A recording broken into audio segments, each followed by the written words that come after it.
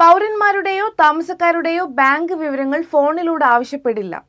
Kuwait ആഭ്യന്തര മന്ത്രാലയം വ്യക്തമാക്കി പറഞ്ഞ ഇക്കാര്യം മറന്നുപോകരുത്. കഴിഞ്ഞ ദിവസം വലിയൊരു തട്ടിപ്പിൽ നിന്ന് ജാഗ്രത കൊണ്ടാണ് ഒരു പ്രവാസി രക്ഷപ്പെട്ടത്. അതായത് കഴിഞ്ഞ ദിവസം പാസ്പോർട്ട് ഓഫീസറാണെന്ന് സ്വയം പരിചയപ്പെടുത്തിയ ഒരു അജ്ഞാതന്റെ കോൾ വന്നു.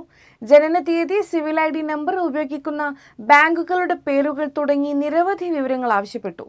ആഭ്യന്തര മന്ത്രാലയത്തെ പ്രതിനിധാനം ചെയ്യുന്നയാളാണെന്ന് അറിയിച്ചെങ്കിലും പിന്നീട് ബാങ്ക് കാർഡ് വിവരങ്ങൾ ആവശ്യപ്പെട്ടപ്പോൾ പ്രവാസിക്ക് സംശയം തോന്നി.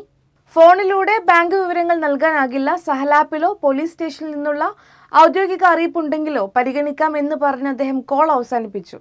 അജ്ഞാതൻ വീണ്ടും ബന്ധപ്പെട്ടു. ഇപ്രാവശ്യം ഉയർന്ന റാങ്കിലുള്ള ഉദ്യോഗസ്ഥനാണെന്ന് പറയുകയും സഹകരിക്കാത്തതിന് ശാസിക്കുകയും ചെയ്തു. തുടർന്ന് 500 ദിനാർ പിഴ ചുമത്തുമെന്ന ഭീഷണിയും ഉയർത്തി.